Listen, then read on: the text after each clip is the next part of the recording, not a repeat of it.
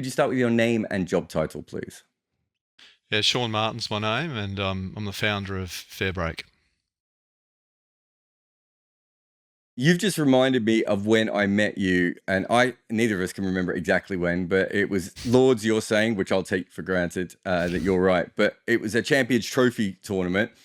And the reason that meeting you always stuck in my brain, no matter what was going on with the tournament, was I think it's the only time in my life I've met someone who said they were going to start a women's international tournament. I meet a new person every week who's telling me about the new men's tournament they're going to be starting.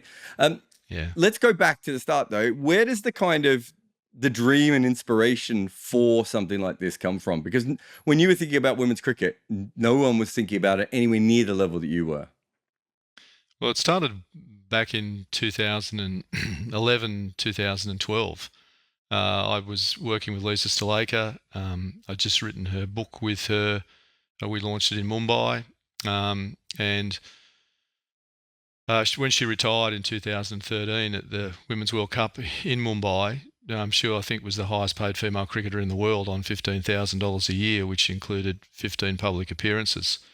And we'd been monitoring the increase in the level of play and also the viewer numbers and all the conversations we'd had, all the work we'd done, just trying to get a sponsorship for a female player of any level was excruciatingly difficult.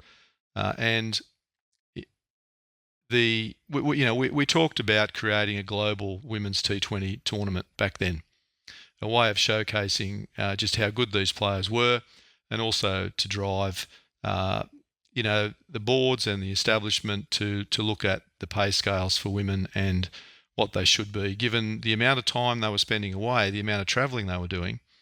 Lisa was having to take long service leave and sick leave to be released from Cricket New South Wales to play for Australia. The conditions were horrendous. I remember the running joke with the Australian women was, do you want a baggy green or pay your mortgage? So it was fairly dire in those days. Yeah. It doesn't sound that long ago, but in terms of women's cricket, it was a previous era, because it isn't until 2014 that England turned their women's team professional. And then it takes a long time for that to sort of filter through other nations. I know that, places like India and Sri Lanka have the armed forces helping, and, there are benefactors and sponsors coming along, but it really was a completely amateur sport. I mean, you can, in Australia, $15,000 buys you about 8 cans of Coke, right? So not that Lisa would ever drink Coke, of course, but, so in that way, it was completely amateur. So that's another reason why the original conversation you had with me just stuck with me so much, because I was like, he does know that there's no structure here.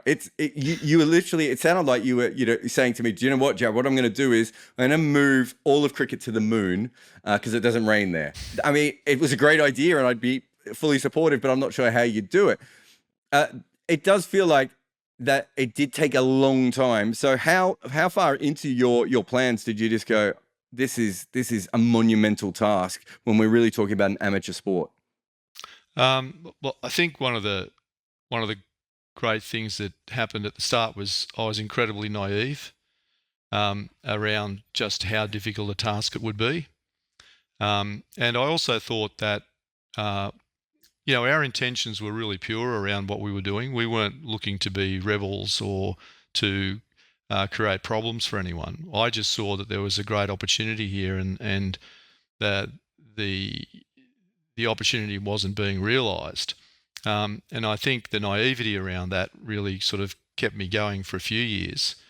And then it did become very difficult in terms of working my way around, approved and disapproved cricket and, sanctioning of tournaments and the politics and the logistics around all of that, and then trying to find the right partners and people who would be supportive of the whole concept. And also, I've always believed that the two games are intrinsically different. They might fall under the banner of cricket, but the two things are so different it's not funny. But the women's game was always being presented as a cut-down version of the men's game. And I think once you started talking to the players and looking at how you could structure something, I think there was a different way of presenting the product, so to speak, than what we were seeing. And I would have thought that, especially, I wouldn't say there would have been pressure, but there would have been times when you thought to yourself, well, there are some people starting T20 leagues for men with very little money, with very little expertise, certainly not the due diligence or research and everything else that you put into it. Was there ever a time where you thought, is there a way of either combining it and having, a male and female run together, or, is there a way of getting the money through the men, or was it you were so gung ho on the women's league, you never really thought of there was another, another way of getting the men to help out? Oh no, those thoughts were definitely there, and we explored, that many options and structures, but there was just no appetite for what we were doing. There was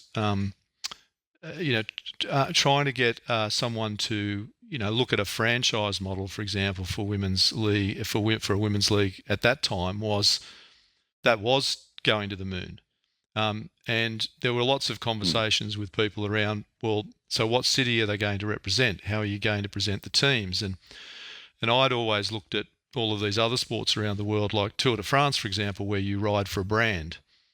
So I always felt that was the way to go in the women's game, that you would have teams represented by a brand, and you would have players from anywhere in the world playing in your team.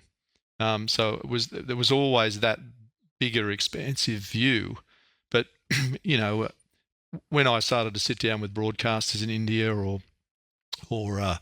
potential investors, they seriously did look at me like I had two heads or I was nuts. So that was very difficult to get any men's league or people that were interested in a men's franchise to look at what we were doing. We also had some principles that didn't align with them as well, where we wouldn't take money from gambling and betting agencies, because they're intrinsically linked with domestic violence and family dislocation, and we always just felt from day one that you couldn't have those associated with a women's league. It was incongruous to do that.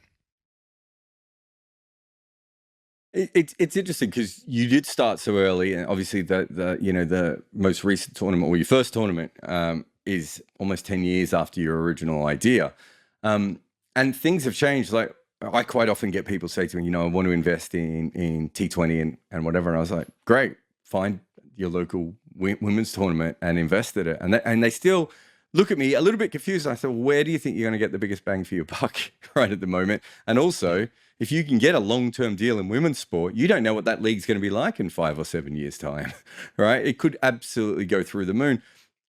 Did you ever feel that change? Or, and we'll get to some of the many different difficulties you had, but with you, did you feel that women's sport was changing? I remember, I think it was when the WBBL started. We'll get to that later, but when Rebel Sport had a Kylie Clark, Michael Clark's wife, as their ambassador, and not one of the players from the WBBL, I don't think someone, a major company in Australia would do that anymore, or in England would do that anymore, because now it's so targeted towards, getting as many women athletes as possible involved in those sorts of sponsorship deals.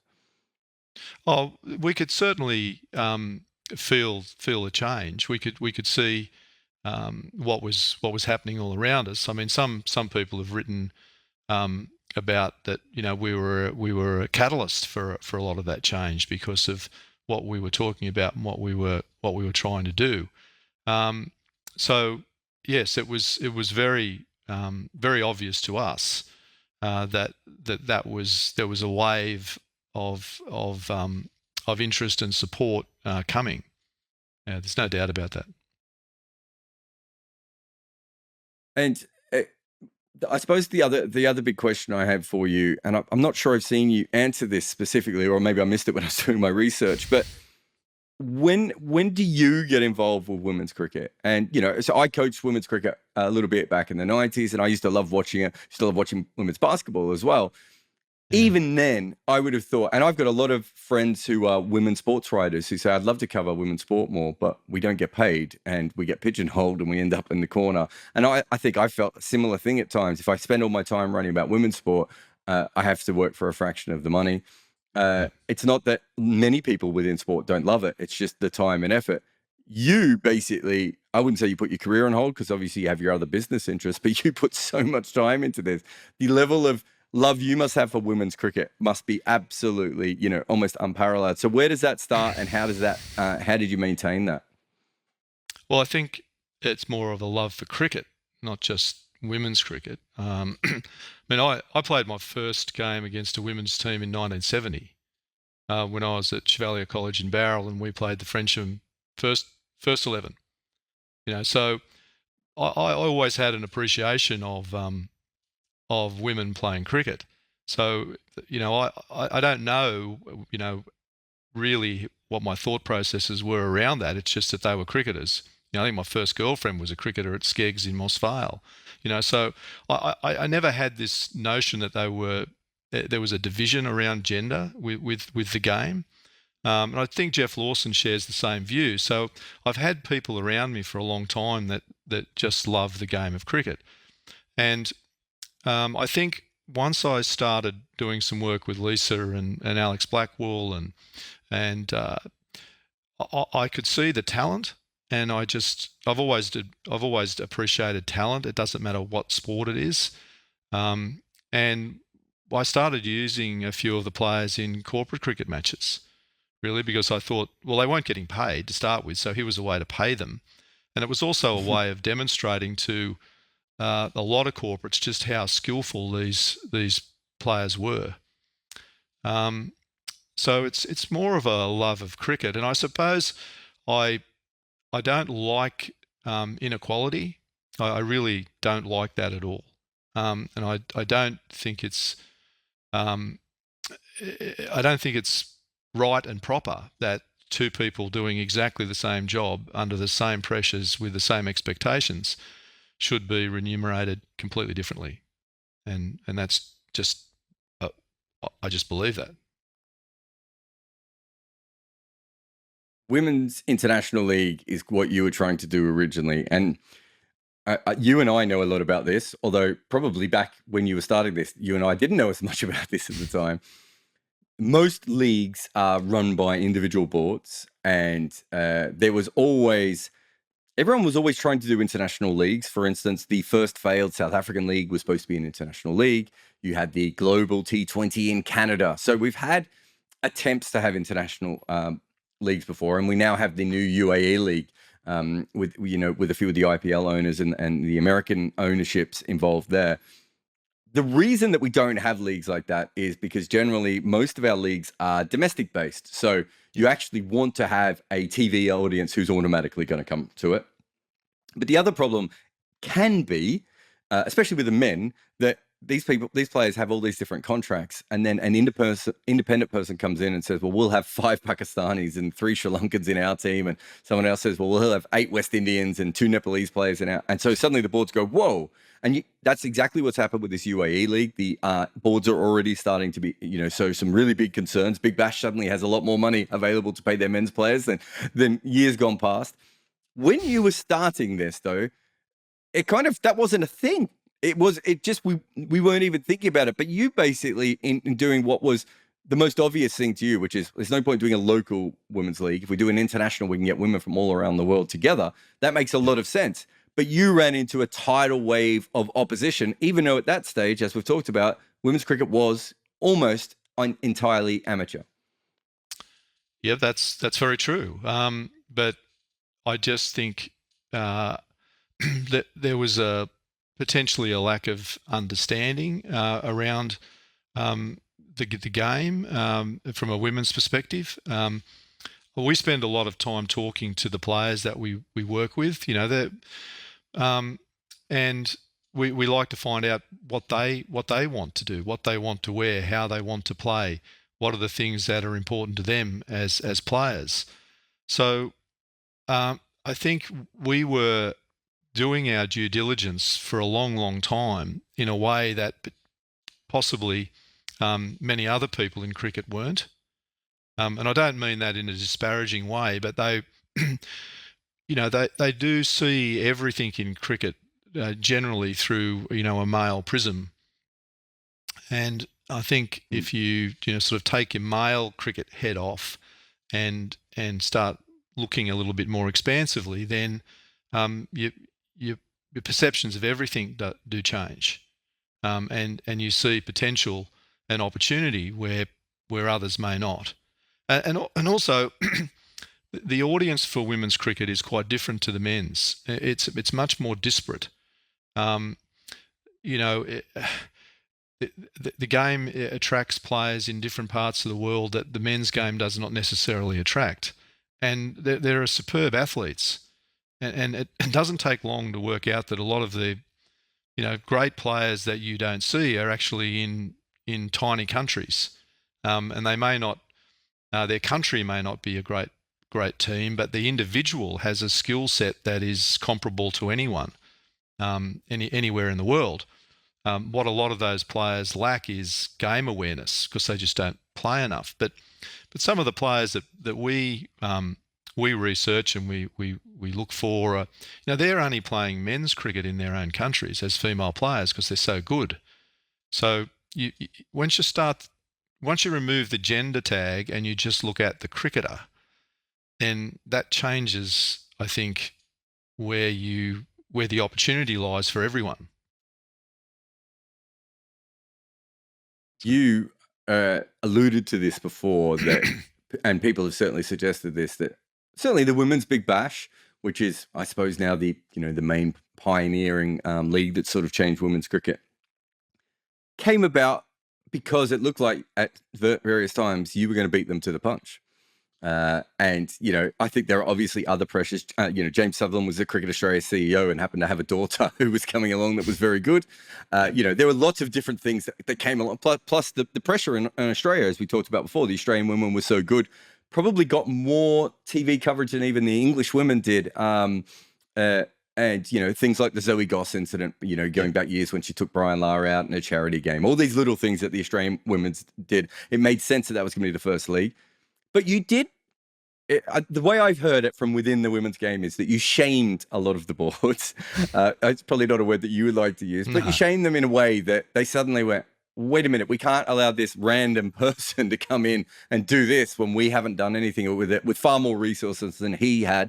You do, I would assume you do see the link between you pushing for this and these other leagues existing, even if you wouldn't put it in those sorts of terms. Obviously that's the case. I mean, I'm very pleased that all of those leagues exist. That was, as I said to you, it was never about competing with anyone. It was not about, stealing someone's thunder. My intentions were never to embarrass anyone. It was just, look, this needs to be done. Let's get on and do it. And again, it was that naivety right from the word go that I felt people would embrace what we were attempting to do and go, well, okay, here's a great idea. Let's support this. Let's get into a joint venture here. Let's get into a partnership and make this something really special.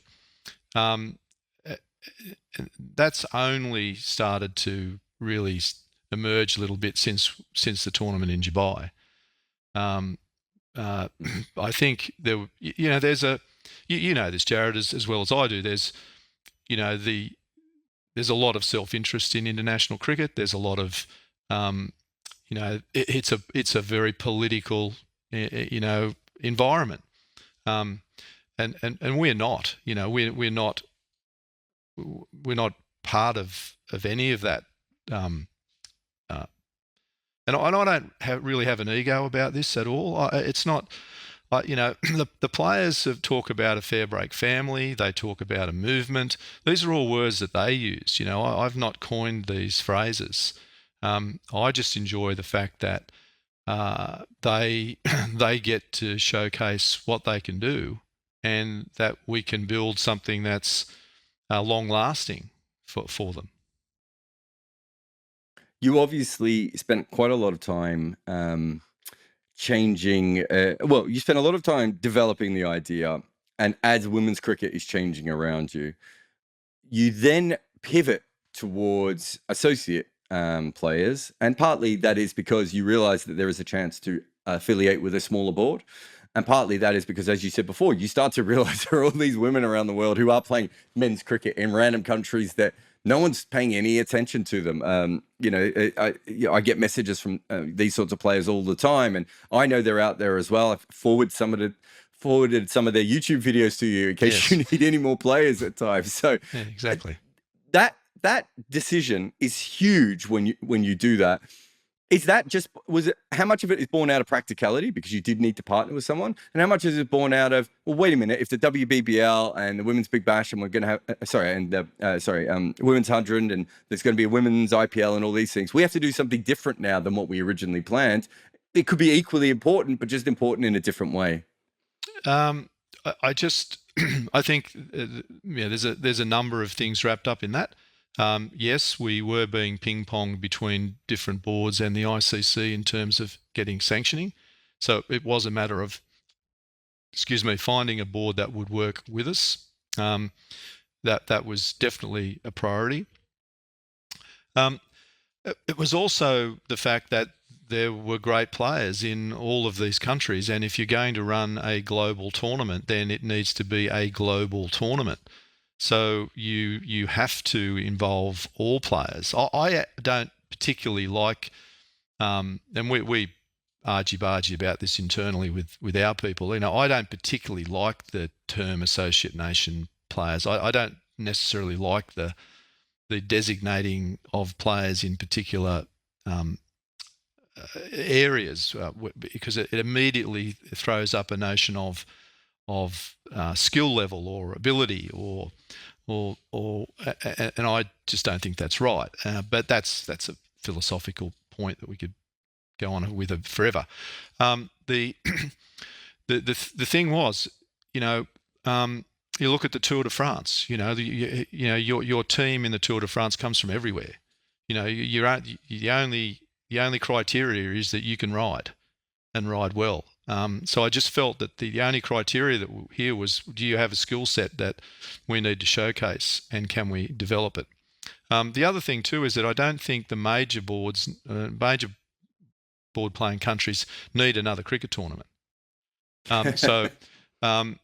Again, cricket's the fastest growing female sport in Asia. Why would you not base a tournament there? Why would you not look at the USA for a women's tournament? Why would you not look at these other opportunities to do what you're doing? Why limit it to just in England, Australia, and in India? So my next question then is, obviously you made all those sound decisions. You're talking about 7, 8, 9, 10 years of preparation to get there. Sponsors. Funding, TV rights. This is something that didn't exist before. It's not a particularly easy sell. In some ways, it's easier because you can go to markets that probably didn't usually have cricket sponsorship and say to them, "Hey, we've got this thing, and it's going to appeal to a whole new different market." But you're also saying to these sponsors, "But it's never existed before, so we've had 0 views, and we're hoping we're going to get this many views." Yeah. How do you get the money for a tournament like this, and how much comes out of your personal wealth, your people, angel investors that you've been tapping up for the last 10 years and all that sort of stuff, and how much comes out of sort of hard cash from TV rights and sponsors? It's a mix of all of that, Jarrod. It's still a mix of that every day. It was particularly difficult. You're selling a concept, you're selling a dream. As you said, you've got nothing to go by apart from what you can show people in terms of the skill sets, and that was why it was important to play at Wormsley in 2018. It was important to start putting what was a representative of a Fairbreak team on the field playing. We've had wonderful support from Mr. Venkatesh with GenCore. I mean, he's passionate about what we do. We've had a great title sponsor in Dubai. We still seek sponsors all the time. It's still a very hard sell. We did make we did get some revenue out of broadcast rights in this first tournament. We're now, at the moment negotiating, hopefully, to do a larger digital rights deal globally with a major platform. So that's a constant, day-to-day piece of what we do. And it is still a very, very hard sell in terms of, even though we put incredible numbers in front of people, I think our global reach over the last 12 months was over 4 billion. We have an American company that monitors our media. I mean, they're staggering numbers. I mean, the 90 players in Dubai had have online followings of over 28 million. So when you're talking to brands, I mean, these are incredible numbers to put in front of them, but there's still this perception that, it's women's sport. And, you go, well, it doesn't matter if it's women's tiddlywinks, do you want your brand in front of that many eyeballs? So it is a constant, conversation around the value that they place on what they're seeing. And it felt from the outside, compared to maybe some of the T20 leagues I'd seen, that, I mean, it had elements of low budget and high budget, if that makes sense, to the tournament. Are you expecting a similar level in the next tournament? Are you expecting to up it? I know you've got the Fairbreak team on tour at the moment, so obviously there's still funding and money and sponsorship available for all those sorts of things. But the next tournament is it's going to be in Hong Kong, if I remember correctly. Right, yeah. And so, you're going home for your tournament. Yeah.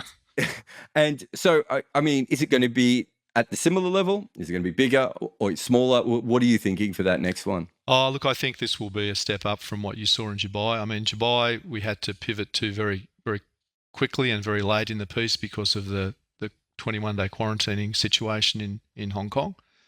That hampered us in terms of any ticket sales or corporate box sales. So it was very difficult, but it was very important that we played the tournament. It was incredibly important that we got that tournament functioning, that people could see what we were about. I expect Hong Kong to be a step up from that. We will have crowds, we will have corporate boxes, we will have a full stadium the majority of the time. We'll use exactly the same production company we used in Dubai. They were amazing in the pictures they created. I think, Jeff and I think some of the best cricket pictures you'll get. And they filmed in a way that was a little different too. They really we asked them to focus on the players and in the emotion of those players, and they did a great job around that. So I think you'll see a lift of what you saw in Dubai, and also you'll see many of the same players. A lot of them are very much aligned with the teams that they played in. Many of them have said, "Don't you dare put me in another team. I'm a warrior." From it was a Hayley Matthews comment. So there I think you'll see a raise in a level of everything. It's interesting what happens, Jarrod. If I can just say this to you, that the associate nation players, for want of a better word, that come into each of these teams have great skill sets. As I said to you before, they often lack game awareness, and it doesn't take very long in that environment for that to change quite quickly. So their level of play lifts. But a really interesting thing happens with the more established players, where they'll often come up to you and say, "Gee, I've got some performance anxiety here, Shaun. Like all of these players are looking at me now as like, you're pretty special. So what are you going to do?" So they lift. So the whole standard lifts right across the board, and I think you'll probably see that more and more as we go along, because some of the players that came in from Bhutan and Malaysia, and they know Rwanda, they know now what to expect. So they're already getting ready. I suppose they're being professionalized as well, right? Yep. So before it's a hobby and they're very good at it and they've got skills, and now they're probably thinking, well, wait a minute, I want to go back and maybe I want to go to other leagues and play professionally around the world. So it makes sense. So this was We've talked a lot this, about the this, past. this was the you know, first and time. We've just talked Sorry. about. I was just going to say this is the first time 50 No, you go. 50 associate nation players were contracted and paid. So when you remove the cricket piece from what we do, it's a social impact business as much as anything.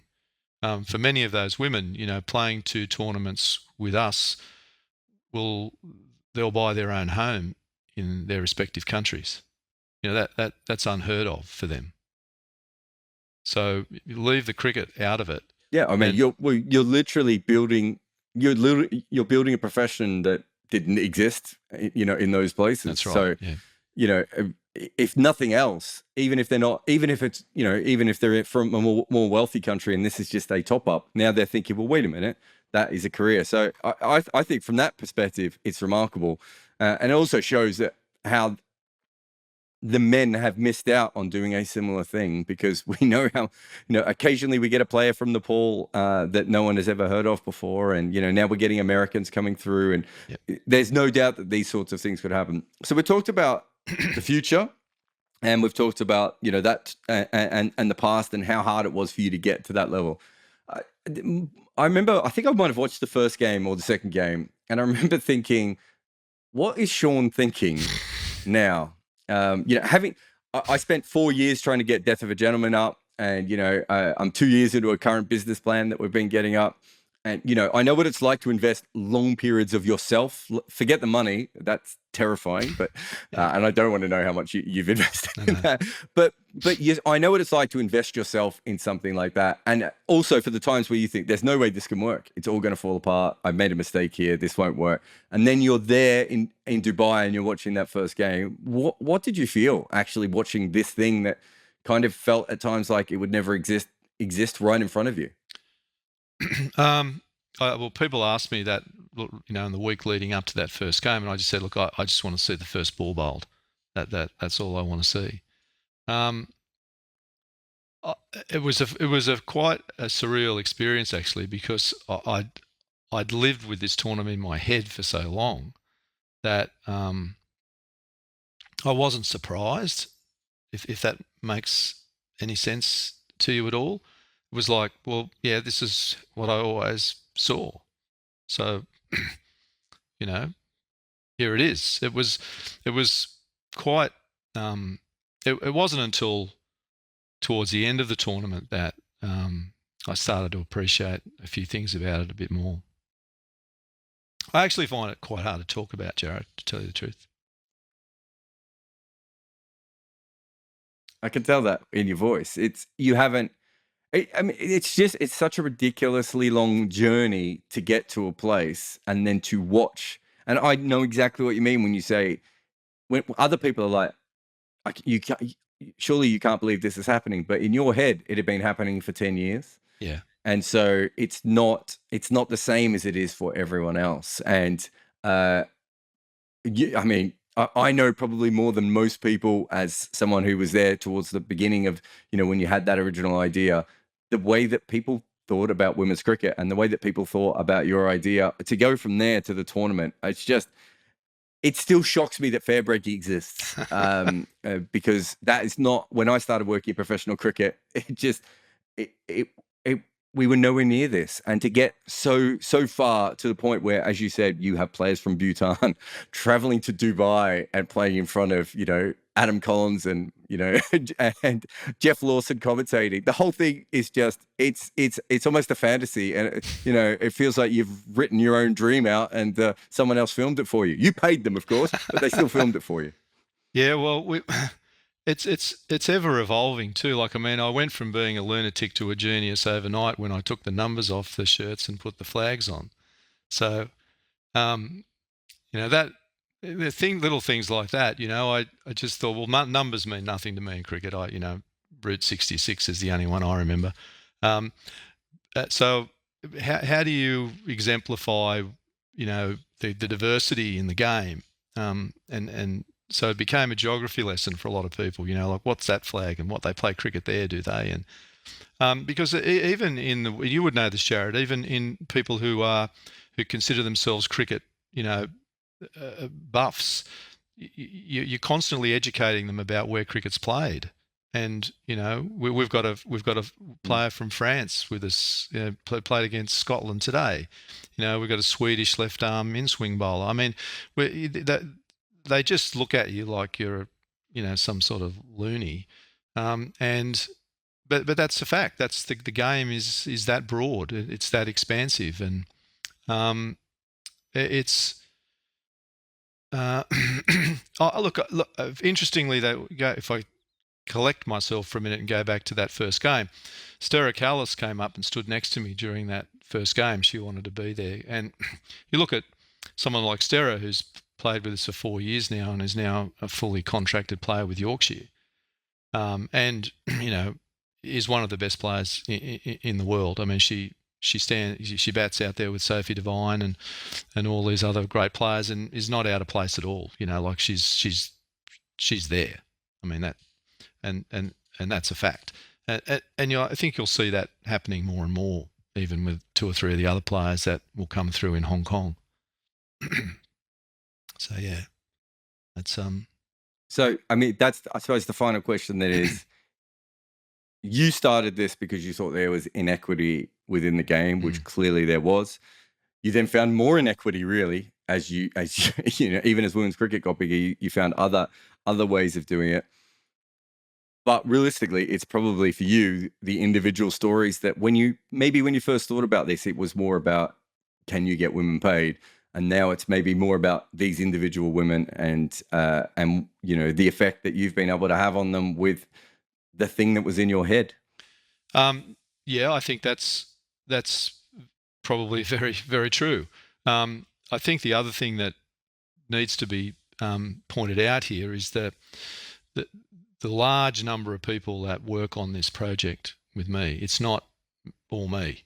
I mean, it's, obviously I'm important to the whole thing, but when you have people like Jeff Lawson who devote themselves to it, Alex Blackwell, Sana Mir, my extended team, Vidya Rao, who's run our Indian operations since 2013, there's a lot of people that have invested a lot of themselves in this. So, that's one of the reasons it's successful. Also, that, and the players themselves, I mean, they're our greatest advocates. They are amazing. They're the ones that talk about the family and the movement and all the other things that go on around it. So I think that's part of where the whole business is going now, I suppose. And we do other things, all our clothing's made out of recycled plastic. Some of the branding from Dubai is being shipped at the moment to Hong Kong and being repurposed. Then it goes to a company in America and gets turned into shopping bags and pencil cases for kids. So we try to look at how we use the game, how we use what we do across a broad range of areas, sustainability. You think about the branding that's used in sport. Where does that go? It usually goes into landfill. Why? Professor Deidre McGee did this great piece of breast research in Dubai into female cricketers that had never been done before around sports bras, and you'll see that research paper released in a few months. We're co-authors of that. So there's lots of things that you can do with what we're doing that have an impact beyond cricket.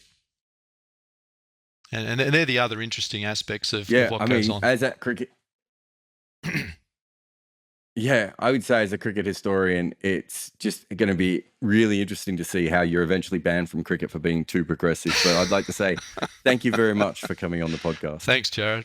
I hope that doesn't happen. Thank you.